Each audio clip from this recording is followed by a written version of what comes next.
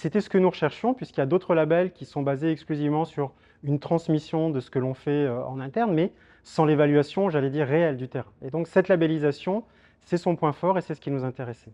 Donc on a ce questionnaire et ensuite seulement, on transmet un document qui récapitule un petit peu toutes les actions qui sont menées au sein de l'organisme.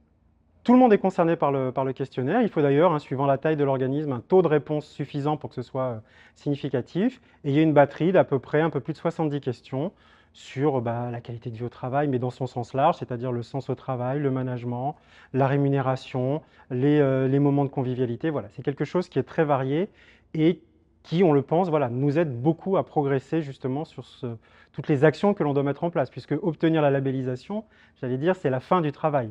C'est ce qui vient un peu la cerise sur le gâteau.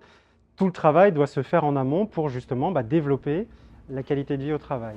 Et ce qui est important dans le modèle Great Place to Work, c'est que cette qualité de vie au travail, ce n'est pas des gadgets et tout, ce doit être vraiment des actions de fond au service de la performance de l'organisme. Le modèle est très clair, ce n'est pas de la qualité de vie au travail pour, j'allais dire, voilà, pour le fun, c'est important, mais c'est surtout de se dire, si on est dans une entreprise où il fait bon travailler, on va mieux travailler, on va être efficace et on obtiendra des résultats importants.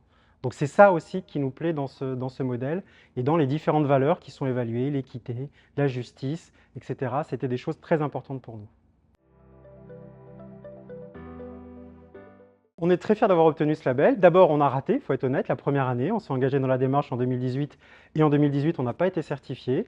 Donc ça a été pour nous une remise en question aussi un peu, dire voilà, qu'est-ce qu'on n'a pas fait, qu'est-ce qu'il faut que l'on améliore. Et c'est là où les équipes de Great Place to Work nous ont accompagnés, notamment en nous mettant en relation avec d'autres entreprises du secteur privé pour voir justement quelles étaient leurs bonnes pratiques. C'est tout l'intérêt aussi de cette démarche, c'est le club un peu Great Place to Work qui nous permet d'échanger avec des acteurs, voilà.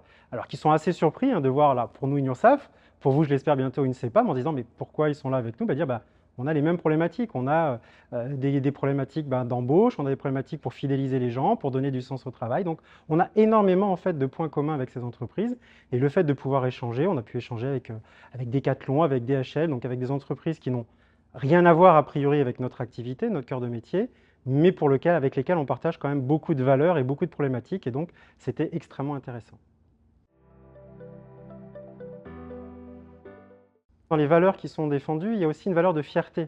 Et c'était important pour nos organismes de dire, voilà, il ne faut pas qu'on ait de complexe ni d'infériorité ni de supériorité vis-à-vis des autres entreprises, en disant, voilà, on a beaucoup d'atouts, on n'a pas l'image poussiéreuse de la sécurité sociale, des vieux sketchs de Coluche ou autres.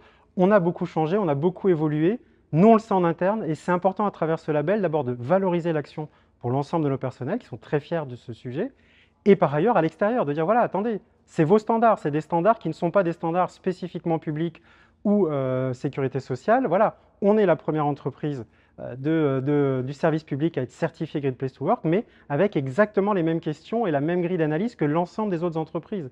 Donc c'est vraiment important de dire, regardez, on est dans ces standards-là. Voilà. Et je pense que la CEPAM de l'Oise, pour avoir beaucoup échangé et rencontré, voilà, vous pouvez aussi le faire et je vous souhaite de le faire parce que plus on sera nombreux à être certifiés, plus l'image de la sécurité sociale au sens large sortira, je l'espère, renforcée et déjà mieux connue, puisque ça nous aide aussi en termes de notoriété. Alors, les caisses primaires, vous avez la chance d'être un peu mieux connus que nous, mais côté URSSAF, notre image est toujours assez dégradée.